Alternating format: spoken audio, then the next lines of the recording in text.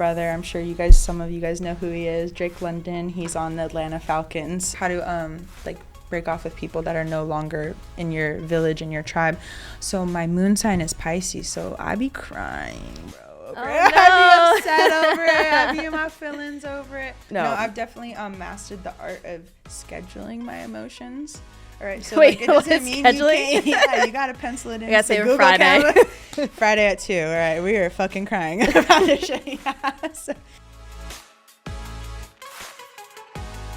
Hey everyone, I'm Erin Ashley Simon. I'm a broadcaster, entrepreneur, and a cultural disruptor who's redefining what it means to be a creator.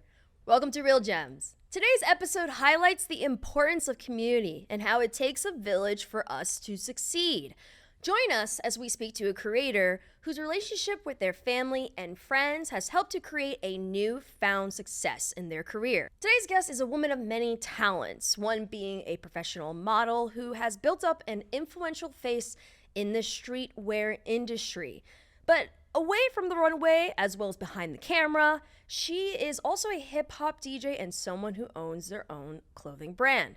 Please welcome Makayla London. Makayla, thank you so much for coming on the podcast. Thank you for having me. I'm super excited to be here. Well, before we get into it, I have to ask you this because I have this tendency of having conversations with people before we record and then finding out fascinating things about people, and then I'm like, wait, I gotta ask you this first. So I found out you are super into podcasts. Yes, I am super into podcasts. We just talked about that for 10 minutes before we started right yes, now. Yes. And I'm super excited to be here because I'm living my podcast dream right now through you. Thank you for this opportunity. Of course. I mean, what is it? I mean, you said that during college you were by yourself and podcasts brought just human voices into your room to help you, and then that was the beginning of your journey in podcasts, and then it got a little bit deeper for you after that? Yes, definitely. When I moved to college, I moved into a dorm room by myself, and every day I just wanted to hear voices when I was getting ready. I don't know, it was a conversation I could be a part of, but not have to talk back. Or I could pause at any time and be okay, I'll get back to you later, boo. But I always loved company. I grew up in a really lively house, so when I was by myself, I was I miss voices, and I love music to death, but sometimes you're not in a music mood. You're just I just want to hear some things. And so I was in school, and I started getting into true crime podcasts, and then it just started expanding from there, where it's I've now been following people's journeys for 5-6 years, where I'm I love your podcast, and people are well, chill out, calm down. Everything about my life, I log everything. It's just I'm really tuned in the conversation. But I think I always love learning from other people, other people's perspectives, especially when people have guests on their podcast. I'm I would have never looked into that person, or that person is so sick. I learned so much from that new book release, whatever, that video game they developed. I feel my palette and what I'm interested in grew because I always was listening to podcasts, and now it's a part of me. And I listen every day when I get ready in the morning. Well, now people get to learn more about you on this podcast. So let's get into your beginnings.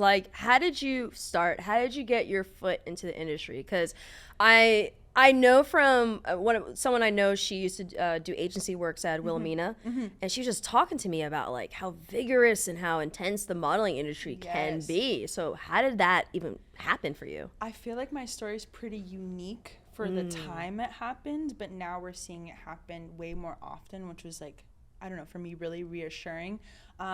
Since I was younger, I would watch America's Next Top Model with Tyra Banks, and I would do fashion shows for my family in the living room. I was very dedicated to this dream. But then when I got older, and was okay, what's my career gonna be? I thought I was gonna move to San Diego. I thought I was gonna be a publicist. I had a whole life. Wait, really? Yes. Publicist? Yes, that was the plan, right? Oh, okay, and so I'm okay, I'm geared. And San Diego State did not accept me. I'm still angry about it. It's okay. It's fine. But I had to pivot, right? Yeah. And I was I don't know what I'm going to do. I was a little jaded that my dream of being a publicist didn't work out. So I kind of went into this mode where I was can I cuss? Go ahead. Okay, go then. ahead. All right. I was kind of fuck it mode. I was you know what? I'm not going to follow anything. I'm just going to start doing and posting what I think is cool. On Instagram, I was I don't have any followers. Having followers wasn't really a concept, really. If you were a celebrity, you had followers, but it wasn't influencers that we see today, right? Yeah. So I was like, I'm just going to post these photos. And like, I taught myself how to do my own makeup and my own hair. And like, I was just like styling pieces from my closet, cutting up clothes and like, you're going all out. I was full on creative directing. I didn't even know what that was yet. Right. And I was just like posting on Instagram, and then it was like, I would just kept posting and posting, and I started gaining some followers, and I was like, wait, this is awesome. These are people that like what I do. And then I just started showing more of my personality online, and then some people that know like my journey and everything, like I'm a big hip hop head. Like I love hip hop, all types of genres, like all different types. And I would just like post on my story, like me in the car jamming, like just like getting my life. And it was just raw, authentic moments that started getting kind of stripped from my profile and being put on other places on the internet. And like my 21st birthday, I like woke up and I had 40,000 followers on Instagram. Wow. Because like a video went viral overnight when I was sleeping on Twitter. Wait, what video was it? The video of me singing Still Tippin' by Mike Jones, and like I'm dead ass just getting gas at Costco. And it was my birthday, and I bought myself some gold things, gold bottom pieces. I'm in the car, I'm like feeling myself, and I was like, I just threw it up on my story. And then the next day I woke up with so many followers, and it was like, we love you, all this stuff. And I was like, wow, okay, there's kind of something here.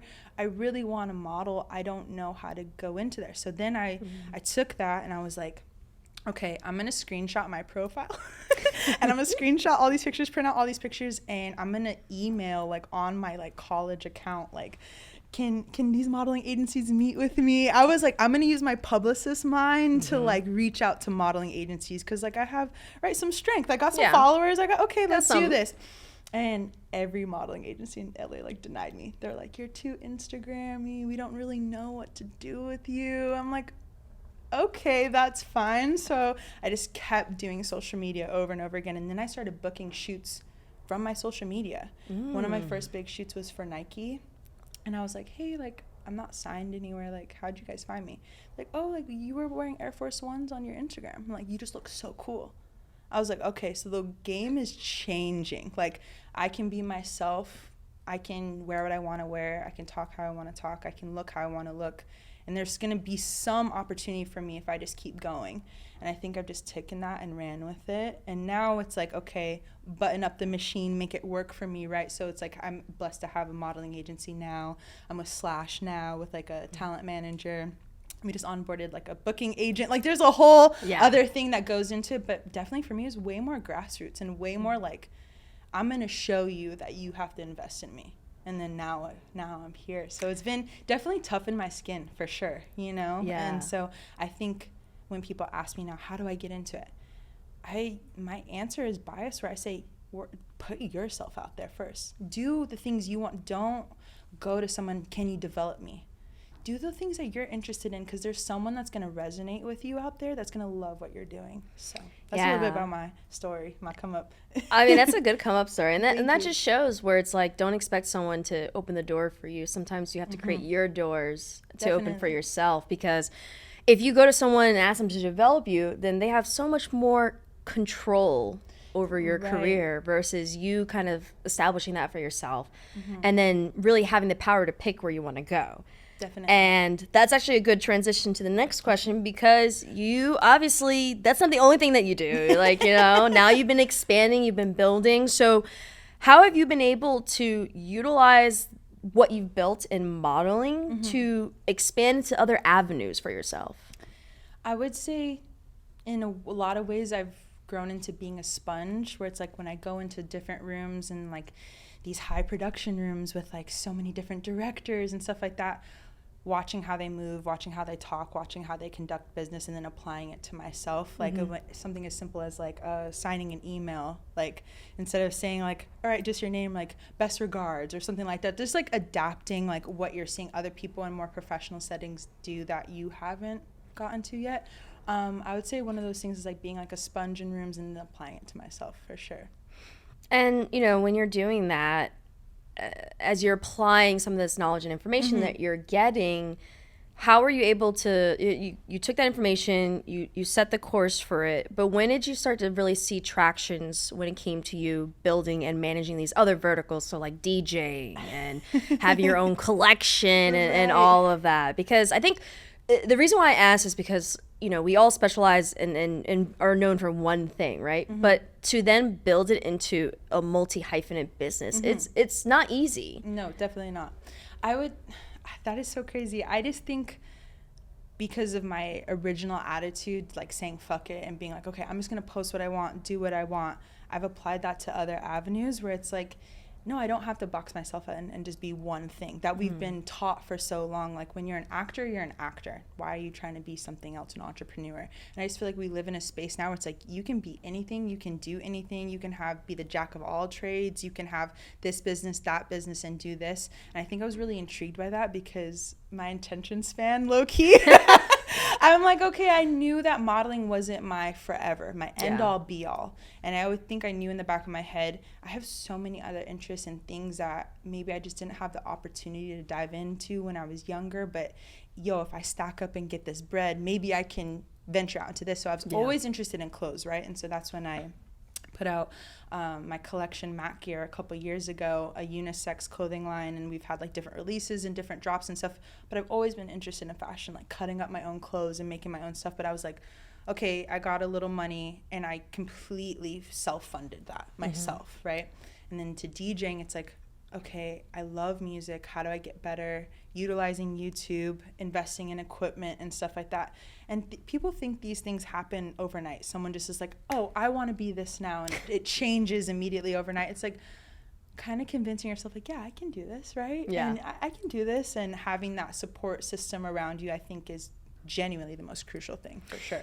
It really is. And also one thing I guess people will start to realize is that there are transferable skills that no matter where you transition or where you go, it fits across the board. So what do you feel like is a skill that you have that has been transferable from modeling to DJing to running your own, clothing brand? Yes. I grew up competitively dancing.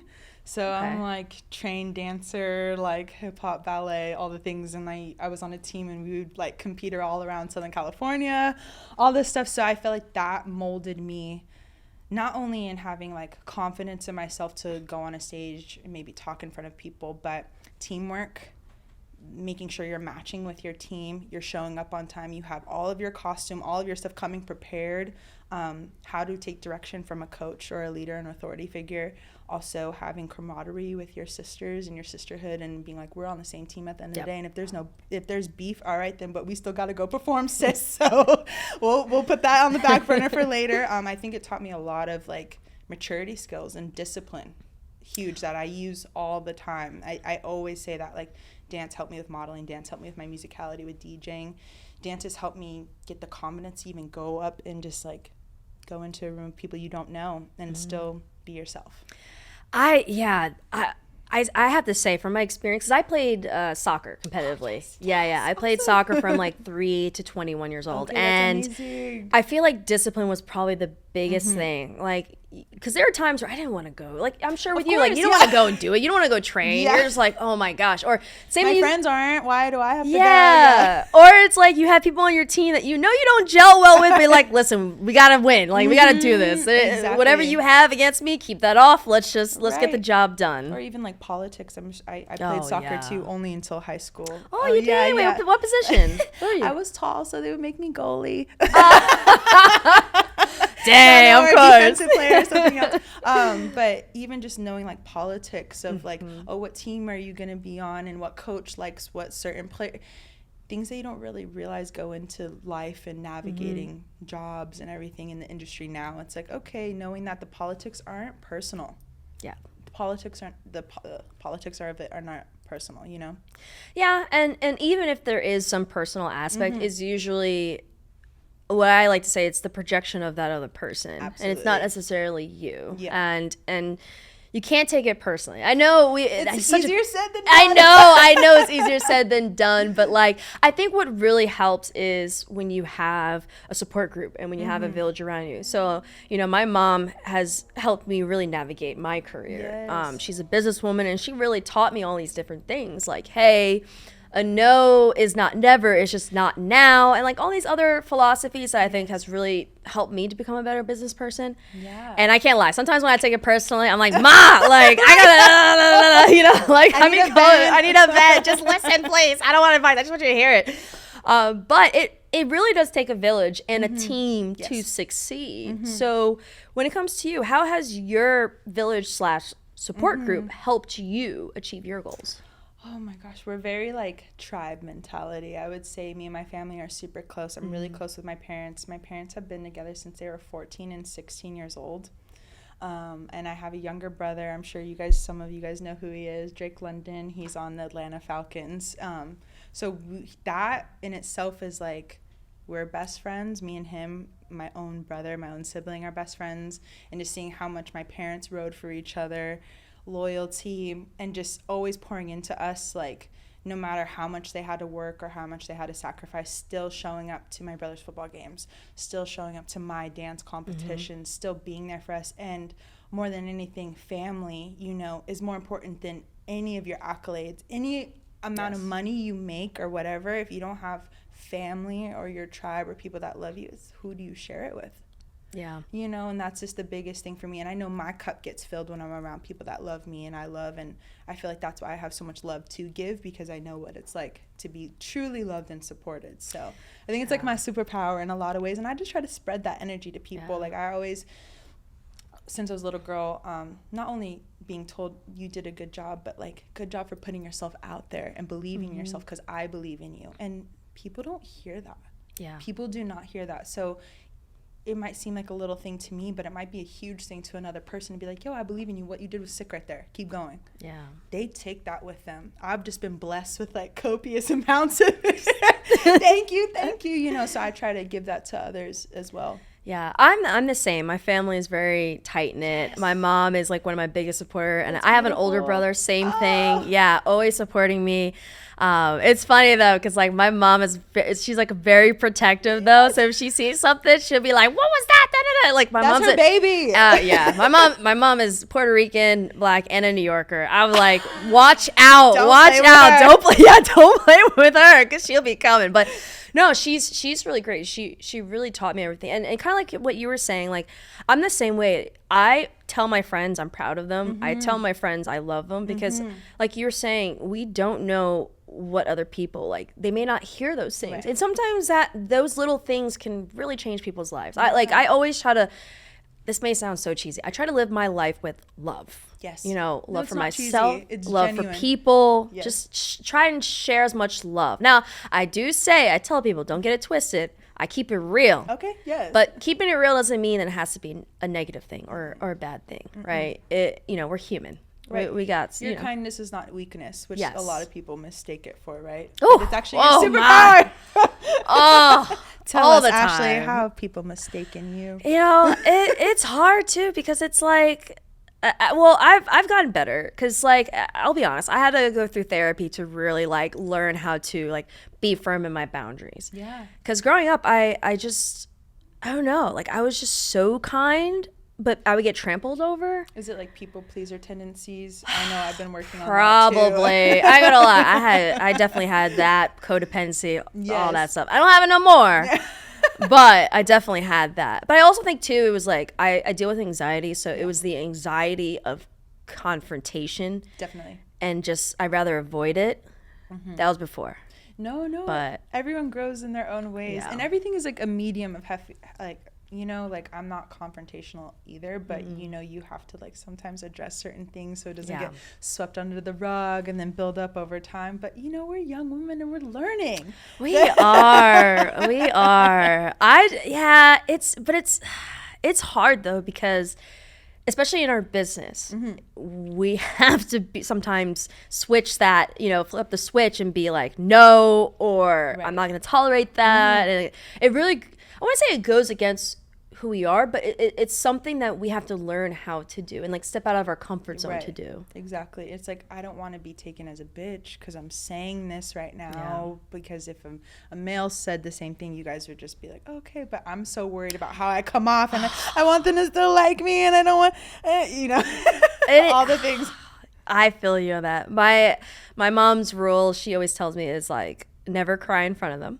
Okay. She says always maintain your emotions, because that's the second you show any emotions, oh, she's emotional. Oh, she's difficult. A man could flip this table right now and it's like he's passionate. I love it. But he's so driven. He's so driven. Yeah. But my mom comes from corporate America, so course. she like really told me, all this stuff. And it's fascinating though, because I've definitely have even still been on business calls and I'm completely calm, talking like this, being very straightforward, having facts. And they're like, are you mad? I'm like, what? You just want me to be mad. But I feel like that having the family support, having my brother's support has really helped me to navigate these challenges. And even like navigate just the internet criticism and just being, I don't even know if it's like at people's disposal, but just like being accessible. That's probably the right way to say it. Definitely. To be accessible. So for you, you're not the only one who's in the limelight. Yes. Your brother too. Yes. Like, how has that, since your brother has obviously gone to the Falcons and you building your career, what do you guys ever like talk about the things that you have to deal with? Like, how do you guys support one another? Because I would assume that, I shouldn't assume your parents aren't like influencers or famous or anything, right? No, okay. I shouldn't assume that you would have been like, well. No. But like what kind of conversations do you and your brother have? Because it's like you two are going through things that no matter how much your parents support you, they're not going to fully understand. Right, of course, yeah. It's interesting because, we're a younger generation. We're almost like in these two different industries that kind of play with each other, but are also very separate. But the thing that brings us together is being visible to the public, right? So I'm not in the sports world, but I can understand what it's like to be, performing and having a lot of pressure on you and the comments and the feedback. And I think just like timeline and context-wise, my journey started way earlier than his. And then just probably within the last 3-4 years, he's been getting his own recognition in his own ways. And so he always tells me, like, he calls me Kayla, KK. Oh, so cute. He's like, Kayla, like, just seeing you go through your journey and everything has prepared me for all the, like, negative feedback I get, because when you're in the limelight, it's just the trolls come out. Yeah. And if you're not mentally prepared for it, I know it broke me down for a little bit of time, because it's like, like we're talking about being sensitive and like we want people to like you, like, well, I'm not even doing anything, why y'all hating? But just knowing that those opinions do not matter, those opinions do not define you, and knowing who you are and what you bring to the table, trying to instill that in him. And so I genuinely think he's doing pretty good with it, but I look at him and he's still my baby brother, but it looks like his life has just 180'd overnight completely, where I'm like, you're a full man now. You are fully put in this position. You are in the limelight, and he's carrying it so well. Like just the other morning, we were watching him on a Good Morning Football interview, and I was like, are you a fucking pro at this? Like, you're so good at this. So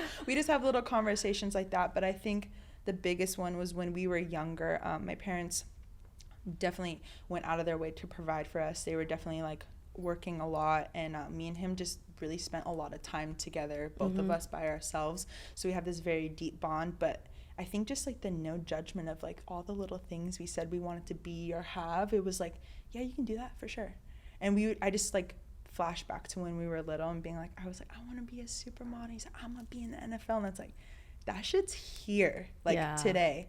So I just think when you're around each other, like siblings, or if you have kids who are younger and you want them to have that close relationship, them confiding their dreams into each other and like genuinely supporting it. Sometimes I believed in his dream more than mine. So it's just that level of dedication to your family for sure. And I can see it. I can see the love that you have for your brother. I saw it in, it was a message you gave to him when he was drafted. Yes, that video. No, but I loved it. It was so emotional and raw. And you could tell that you really love your brother. And you talked a little bit about how he was influenced by you, but my question to you is, how has your brother inspired you? Oh my gosh, like I say in that video, he's my hero, but genuinely he really is. Not only has he given me like a tough side, we talked about like your older brother giving you a little bit of a tougher edge, to like stand up for yourself and everything like that, but just his kindness, his compassion, how much he loves others and how much work ethic he puts into things. He was just someone I saw since they were this big have a dream and put in the work for it. Like, he was not like other little kids that wanted to just like go play and fuck off. Like, he was running routes by himself at the park near our house. Like, he was going and practicing his jump shot by our house. And I was like, okay, you know, if I really want something, I gotta kind of work at this shit. You're like, I gotta put in the work. I gotta go hard. And just seeing how graceful he is, being in the position he is, especially how young, like, he's about to be 22 years old. Okay. So still very young, and he's just been so graceful and poised through it all. And I'm like, you're amazing. I think you're just the coolest guy ever. So it's been really, really awesome. Yeah, same thing with my brother. Like, he definitely, the one thing I always appreciate with him is like, he always supported me. Like, he was never like, oh, you can't do it. My brother would be the one yelling, you're the best. Like, and I remember even when I played soccer, like, you know, competitive scenes and other women, it gets, or other girls, it gets a little catty, you know. And like, you know, sometimes like back then I was like, oh, I don't want to do this anymore. My brother was like, F that, you're the best, you're better than them, get out there, work your ass off. And honestly, that really helped to fuel a lot of the times that I like felt down. Even now, like, I'll call my brother and be like, I don't want to do this anymore. But he'll be like, no, you put in too much work, you got to. And it's just, you know, when you have that village, you have that support, it's a beautiful thing. Yes. Now, there's the other side of things. Why you look at me like that? Now, there's the other side of things where not just because someone has been in your life for a long time or have entered at a certain point, sometimes they can't be in your village anymore because of maybe what they're bringing to the table is pulling you away from what you're trying to achieve, or it's the energy that they bring is just not working, or they're just not putting in the work and you got to continue on. For you, how have you been able to navigate those situations where someone that was once part of that supportive community for you kind of had to remove them? I'm going to be candid. This specific topic is genuinely hard for me, right? Because I'm such a deep lover. I think once you get inside my little heart box, like, I just love you. You're just like, I love you much. And I'm loyal to a fault, right? Yeah. Because I'm What's your sign? I'm a Capricorn. Okay. What about you? For a second, when you said I'm loyal to a fault, I thought you were going to say Leo. Oh, that's my brother. Okay. So okay. Because Leo.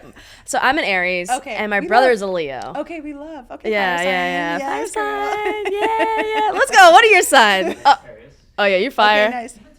Okay. Oh. She loves her nice things. She loves a good nap. No, I'm teasing. Yeah, it's so true. There you go. I don't mean to derail too much. I'm actually surprised you're a Capricorn. Yeah. I feel like Capricorns can be so literal. Yeah. It's okay. People don't expect me to be a Capricorn. I just think I'm like about the business though. Like, I keep it a buck, but I'm like, always want to be sweet. I always want to be friends. I have like, I don't know if anyone's into astrology, but I have a Gemini rising. So what's your descending? What's a descending? So they have, it's like your moon. So you have your main one. And then I think it's like what, moon, sun, right? Your rising, because I'm Aries, Libra, which calms me down a lot more. And then Virgo. And the Virgo makes me, I'm very observant. I can tell by this is observant. Virgo energy. All this, really? This whole set, this whole everything, the details, honey. I'm very, very observant. And then, like I said, the Libra side, it calms down my fire side. Yeah. So, like, it's like, they said it's like the first one, and obviously, like, what you're born is who you are. I think they said that the rising one is how you're perceived, and then, what's the third one? Emotions. Yeah. Okay, so this is gonna tie back into your question, right? Okay. Like how to like break off with people that are no longer in your village, in your tribe. So my moon sign is Pisces, so I be crying, bro, over it. No. I be upset over it. I be in my feelings over it. I'm a deep lover, platonically, romantically, family-wise. So, you know, I've had to grow out of this, but I definitely give benefit of the doubt, and I definitely give chances. But once someone has kind of, I need to get better at it, but burned me a couple times, unfortunately, when I still try to give my grace, I still try to give my heart, I still try to extend myself. Because look, no one's perfect, right? People make mistakes. So I'm never one to just, you're deaded, you're done. I'm going to still try. Okay. Now that's led me to be in relationships longer than I should have, friendships longer than I should have. But at the same time, once that person has reared its head, like these are your colors and this is how you're moving, then it's just kind of like a graceful exit, a graceful bow out. And I don't want to argue. I don't want to fight. I'm actually wishing you the best. I know it's hard for people to still understand. I genuinely still support you. Like, I want you to do well. Like, I want you to get everything you want out of this life. It's just not at my table, boo. Oh, listen, and that kills people. Like, that kills people, because it's like, I tried so hard, right, to salvage it. But once you're still showing that it's like, either I'm not as important to you, or you don't care about the effort, or not even like reciprocating me on the effort, then it's kind of just deaded and it's done. And it's just kind of funny, because a lot of people come in my life back again a couple years later wanting to fix it, but then the heart gone on ice, it's on cold by then. So it's not really, I don't really reopen doors. I don't really, if you're in a chapter in my past for a reason, you're in a chapter in my past for a reason, but I still want the best for you. Yeah. That's how I personally navigate it. I know it's not the healthiest. I'm sorry. No, it's okay. I mean, it's okay, because I mean, that's something that I struggled with too, where it's just like, like giving the people the benefit of the doubt, right. And sometimes just like, yeah, but I think they're changing. But I've had to learn. There's a few things I had to learn through therapy. First of all, therapy is, I love it. I love it. Therapy is everything. It's helped me to learn how to set boundaries for myself, because one of the things that I started realizing was kind of going back to what you're saying, when like you're like, oh, my kind heart, and people, my therapist, I remember she said this, it was a mic drop. I was like, damn, she's cold. Like, it's true, but she's cold. She said, I told her about a situation, and she was just like, you do know you allow that to happen. And that was the mic drop. Like, wait, what? She's like, you allow that to happen. So the only person you can be upset with is yourself, because you did not set boundaries. Yeah. And when she said that, I was like, dang, like, it's true. There's sometimes these relationships, sometimes it's not, and this is where it gets very deep. Sometimes the relationships, it's not necessarily about the person being bad. It's the fact that us as individuals have been operating so long without boundaries that they think it's okay, because we don't say it's not okay. Right. It's like an unruly child. You right? Yeah. An unruly child where they don't know they're being bad, because you've never disciplined them to show them, like, you don't act like this in public, Yeah. Is it on the parent, or is that on the child? And then we're kind of the parent of our own boundaries, and it's a whole thing. But you can work on it too, girl. We can go into a support group together, girl. It's fine. But I feel like once I've done that, then it's the other challenging part where we talked about how, like, I was like, I used to not like confrontation. I still don't like confrontation. I've had to learn how to deal with it. Of course. But then it got to the point where I set the boundaries, and then now I was dealing with confrontation, because there's people in my life who weren't used to me having boundaries. And now the pushback, I'm the bad person now, and like all these different things. And it's hard. I mean, do you feel like it's hard to, as like, you're growing your career, but you're simultaneously having to grow as a person, and it's so hard, because it's so vulnerable, and you want to cry, but you're like, I gotta cry, and I gotta schedule my shoot, I gotta do this tomorrow. Like, it don't stop for nobody. No, it does not. No, I've definitely mastered the art of scheduling my emotions. All right, so wait, like, it doesn't mean scheduling? you gotta pencil it in. I gotta say Google Friday. Friday at 2. All right, we are fucking crying about this shit. So, no, but utilizing, I know it sounds like more blatant, but scheduling your emotions. So like, say something is bothering me, I'm really upset at something to the point where like I want to cry, I want to vent, I want to let it out. Getting maybe back in the car when I'm done with whatever I'm doing, then letting it out. Like you said, don't let them see you cry, right? Scheduling, like, okay, maybe when I'm in the shower, I'm gonna argue with that person I wanted to cuss out today, and I get it all out. Or like, you want to text back something horrible to someone because they pissed you off, right? You go in your notes app, you let it run, you let it go, and just scheduling those times for it. Because I noticed when I was trying to bottle it all in, right, and be so strong, it would come out even crazier because it just is like, it's too much to hold in, right? And so it's like, you can still have your emotions, you can still feel how you feel, you are valid in your feelings, but do you need to take it out on everyone? Do you need to let people see it, right? So I grew in that, being like, okay, I'm gonna have my little meltdown in private though when I get into my car, and I'm gonna wipe my tears, and then I'm gonna go to my next shit, like, and move on. So it's like, you're not carrying it around with you all day, trying to master the art of just actually letting it wash over you. And now you're done. Now I can move on to the next thing, and it's way easier said than done, for sure, but that's been my journey for the last couple of years.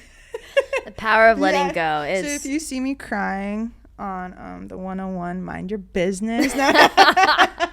Just let her cry, y'all. Just let her cry. Okay. So where can people come to check out what you're doing? Not crying though, but like everything else. I'm not that big of a cry. No, I'm joking with you. Where can people come check me out? Always posting on Instagram. I'm having a lot of fun on TikTok. I just am started getting into YouTube. You can always find like my older mixes on SoundCloud, my DJ mixes. We definitely have some more new music coming on the way. Okay. I'm having like my first show coming up in like 2 weeks. I'm so excited. Yes, congrats. Thank you. I'm headlining my first show in New York on June 22nd. Okay. So it's gonna be at Somewhere Nowhere in New York, and I'm really excited about it. We're gonna have like a ratchet good old time. It's gonna be a really good time. But yeah, just like you were saying earlier, venturing into different spaces where I'm like, yes, of course I model, of course I do things on social media, but I want a career for 10, 15, 20 years where I'm just having fun and being myself, and I think it's possible. So it is possible. Yeah. So what is your social media, so if people like to follow you? At Makayla London on everything, at Makayla London. And yeah, and you can follow my brother too if you want to keep up with us and everything, at Drake London. And yeah. I love that plug. Family plug. Gotta love it. Always. Well, Makayla, thank you so much for joining me today. I really appreciate your real gems and your insight. Oh, wait, actually, hold on. One more thing. I forgot. Yeah, I'm tripping.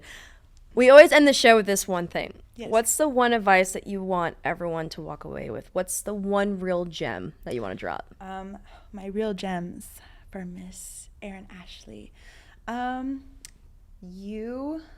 Okay, all the things that you were made fun of as a little kid and bullied for, or people thought you were weird or different, is actually the thing that makes you stand out the most in your adulthood, right? So I'm going like off physical appearances. Kids are mean, right, when you're little, but I have bushy eyebrows, I have big curly hair, and I used to get made fun of for that a lot. I'm tall, and I would tweeze my eyebrows so skinny. I would straighten my hair to freaking death. I had like no hair, it was all broken off. I hated that I was so tall. And now that I'm an adult and grew into myself, it's actually all the things I love the most about myself, and I feel like it makes me stick out the most, and I get complimented on the most. So that can go with anything mentally, emotionally, physically, or your interests, right? Say you're really into the genre of music that your friends and family think you're weird for.